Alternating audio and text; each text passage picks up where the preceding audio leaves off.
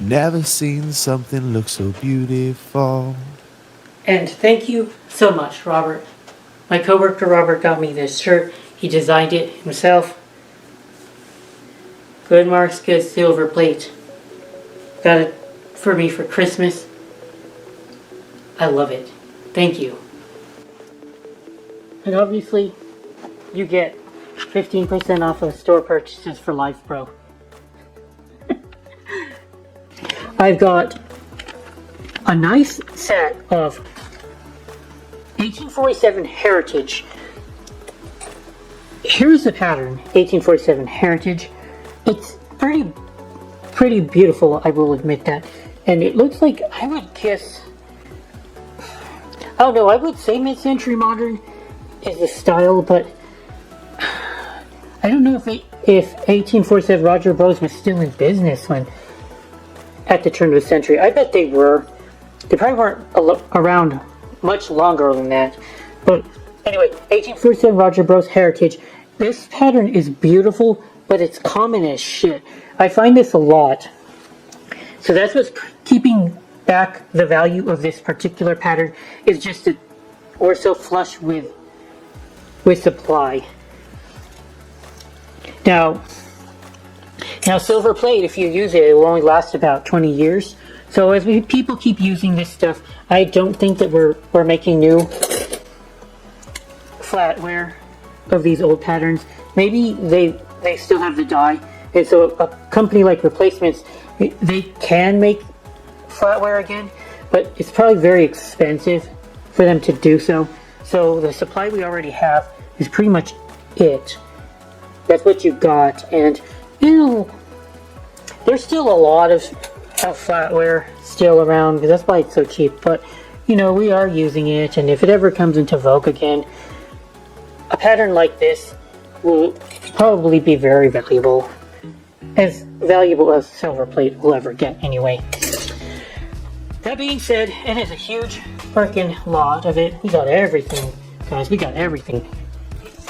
Serving spoons, giant serving spoons. Oh, actually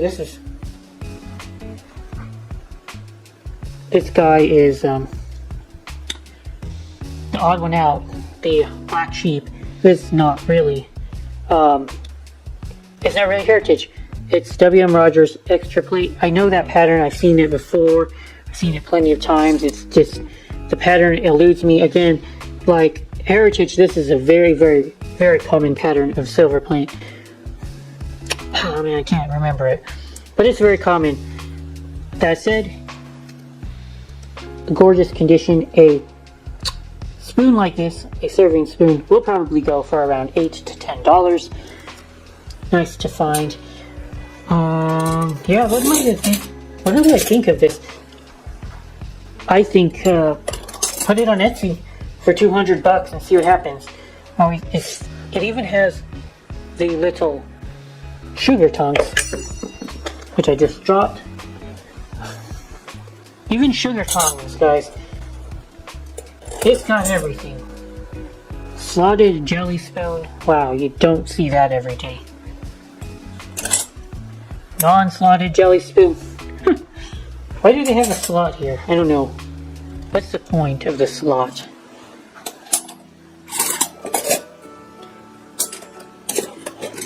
Now the hard work is counting the flatware and wrapping it up and shipping it off, but you know, it's worth. And at $200 maybe, if it sells on Etsy, that's work well done, I would say. Well, that's the flatware I'm going to show you guys for right now. Of course, I always have more, but this is just the one I'm talking about right now.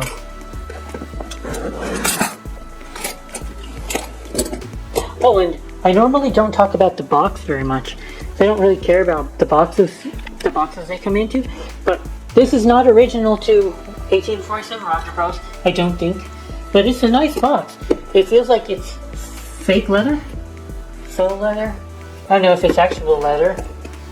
I don't think it's leather though. So I don't know who made it. Unless it's on the bottom, but I don't think so. Nope. No maker on the bottom. But it is a fairly nice box. It has rolls out here.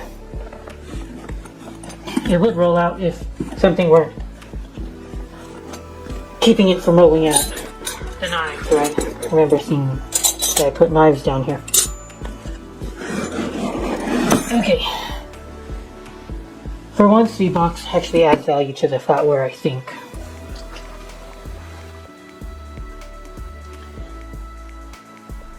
Apologies if you hear fireworks in the background. It is currently the 1st of January, also known as New Year's Day. So happy New Year's, guys. This is a teapot and a tilty teapot. I don't find that many of these, but they can go for a premium if you have the stand. This doesn't have a stand, but it's still going to go for a premium because it is the Benjamin Franklin Hotel. Wow, the Benjamin Franklin Hotel. I don't know much about it. The Benjamin Franklin Hotel. I don't know anything about the hotel I find. I'll do a little bit of Google search, Google blurb, where it is, how long it was a hotel. Oftentimes, the Silverplate, the silver soldered pieces in the hotel doesn't exist anymore. So these silver pieces are remnants of the hotel, and that's why they have a little bit more collectability. They are reminders of the historic places, and people who collect that stuff, I would assume it's like celebrities, you know, where the celebrity passes, their autographs become a little bit more valuable. When the hotel gets destroyed, the silver pieces become a little bit more valuable, especially if it's a historic hotel, like I assume the Benjamin Franklin is. I don't even know where Benjamin Franklin is. Let's go look it up. We'll learn something today. In case you ever are watching a trivia show like Who Wants to Be a Millionaire, and they ask you, where was the Benjamin Franklin Hotel? Let's see.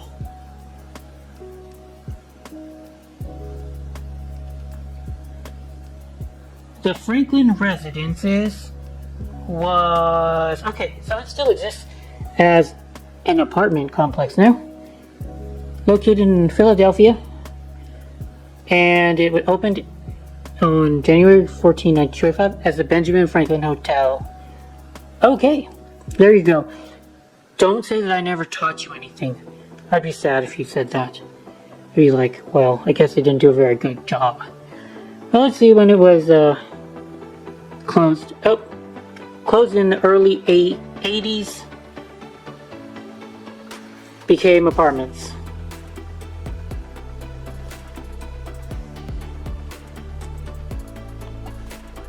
Alright then, thank you Wikipedia. And I'm going to show you guys one more thing. I think it was really cool that I picked it up. I gotta list it really fast.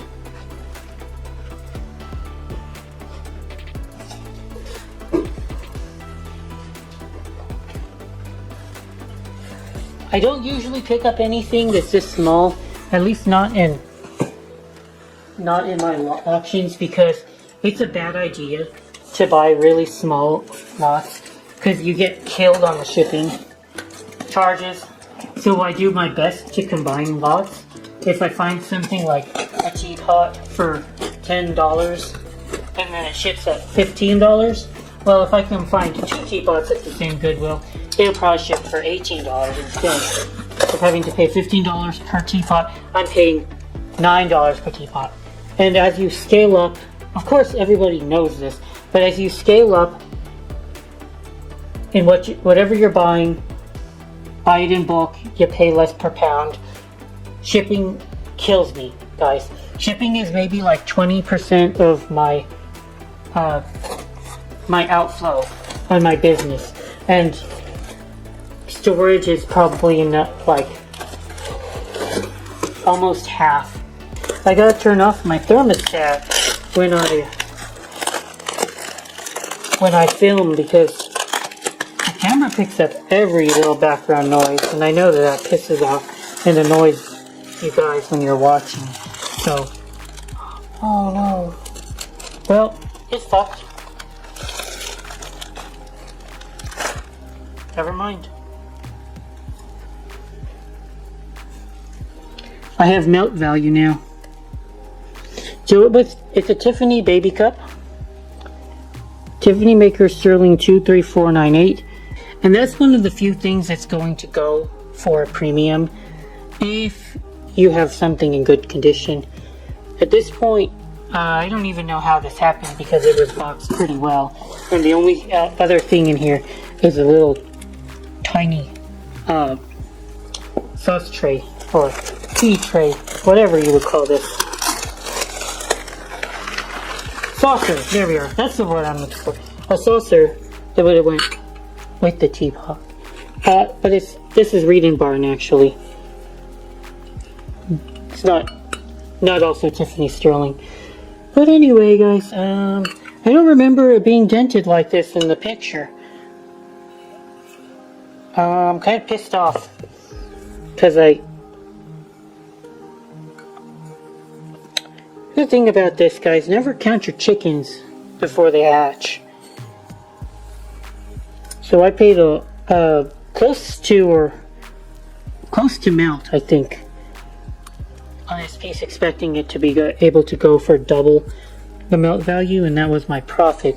But now I am stuck with a Tiffany sterling baby cup with damage. Unfortunately, I don't know if I can repair this very easily.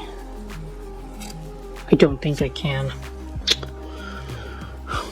Oh well.